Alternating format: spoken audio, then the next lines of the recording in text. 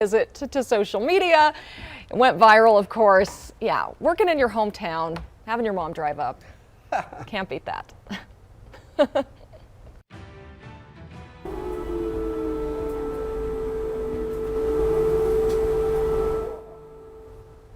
Well, some terrifying moments for people in Ukraine as the air raids and ground assault continue. Right now on Denver 7 News at 8 o'clock on Local 3, Russian troops have started their march into Ukraine as we see some of the aftermath of some of the shellings throughout the day.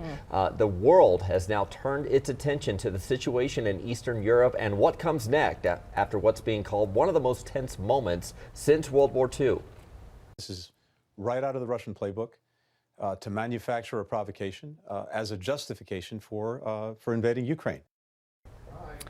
And as we take a live look at the capital of Kyiv, throughout the morning, G7 leaders are meeting virtually to discuss the ongoing crisis. President Biden is expected to address the nation at 10 this morning, and we expect he will announce additional sanctions against Russia. Our Veronica Costa is in the newsroom tracking the latest developments right now with the world reacting to this morning, Veronica. And you mentioned those sanctions, Nicole. The hope there is that these will go against Russia and help hobble the country's economy. The images we're getting out of places like Kyiv, Ukraine's capital, they're just jarring. Moments ago, British intelligence says Russian attacks have hit more than 80 targets. That's across Ukraine. This piece of video new into our newsroom. Take a look at this here. This isn't a hotel lobby that we're going to see here shortly or an apartment building. Instead, it's a subway station. You're seeing dozens, if not hundreds of people there. They're using that spot as a bomb shelter in Ukraine. And all morning long, we've seen and heard those explosions, those sirens coming from the country after Russian troops invaded.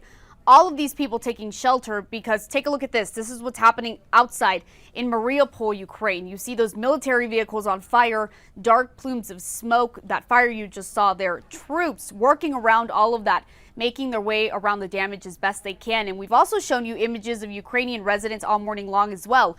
This is new video. Residents on the country's eastern region packing those grocery stores. You're seeing it all right there, buying as much food as they can in preparation for whatever's next.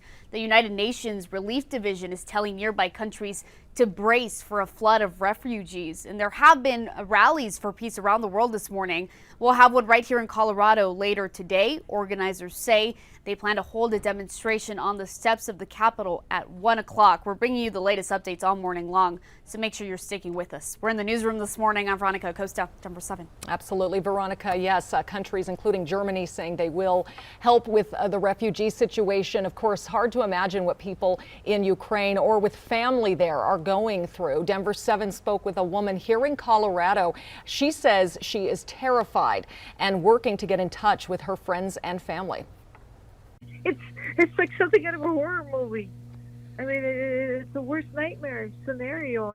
They do have bomb shelters, and she said they're all packed and ready to go if and when they feel they need to. We asked them maybe they could travel to the west, maybe to safety, but I don't know. This is so dire. It's so gruesome. It's so scary.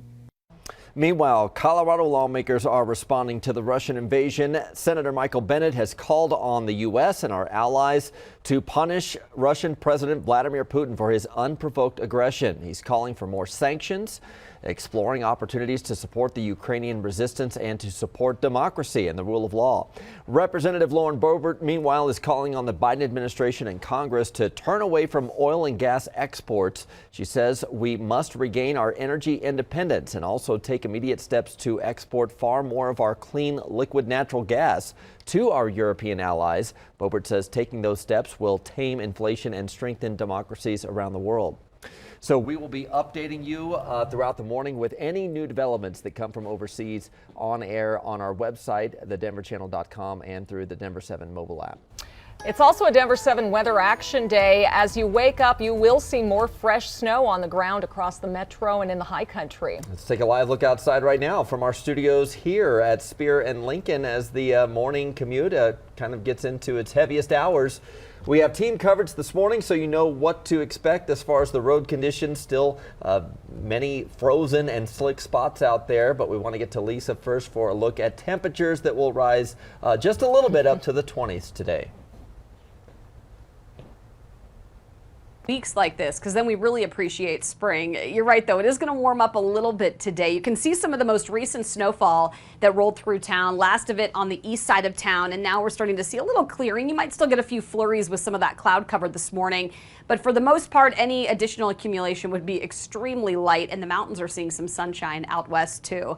Right now it's 7 in Denver, Denver 7, love it. A Littleton 4, Boulder right now, you're at 3, so we are above 0 in most spots, just below it on the west side of town there in Golden, 1 below. So your wake up forecast, not as brutal as what we saw yesterday. We're going to be right around 20 degrees by lunchtime, by noon, and then we'll hit highs anywhere from 20 to about 25 this afternoon. So it is going to be a little bit warmer today, still about 20 degrees below normal though. We are expecting a bigger warm up this weekend. We might actually get a little more snow though tomorrow, so stay with me, and here in just a few minutes, Jason, I'll show you when that snow could hit and then just how warm it's going to get next week. Yeah, we really need a meltdown right now. Actually, we just need some sunshine. The sun plow will really do a lot of work for us later on today. Right now, you still see a lot of slow traffic. Here's one regular plow that's still doing the work on 6th Avenue, trying to get over to I-25. We've had a crash now from 6th Avenue heading to I-25. This is from C-470 to southbound I-25 with a crash down in Lone Tree. And you see some of the other road conditions like up in Boulder. Take a look at the drive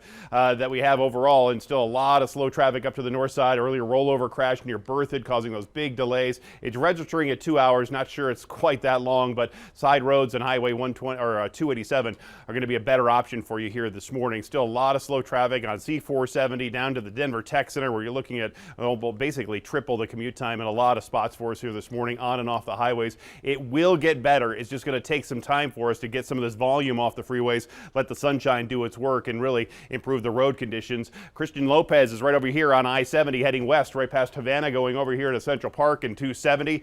Taking a look at some of the road conditions. She's been out in Aurora, taking a look at the side roads. So Christian, what's it look like for you right now on the highway?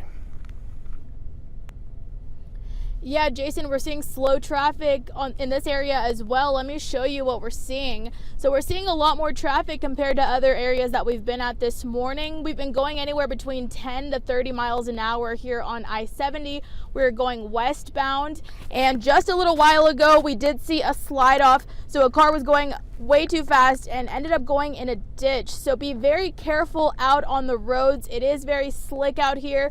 We've seen some snow plows coming through, dropping some salt this morning, but we can still see that snow, especially built up there on the shoulders. So just give yourself some extra time before you head out this morning. Now we could see that these roads have been plowed quite a few times, so it's making the commute a little bit smoother, but like we mentioned, we've been seeing some scary scenarios out here with those cars that have been going too fast. So just give yourself some time. Keep an eye out when you're out on the roads right now. We're going to stay out here, continue monitoring these conditions for you guys to let you know what to expect as you head out.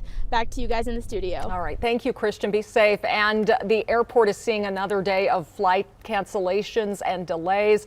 55 flights have been delayed at DIA. Another 78 have been canceled this morning.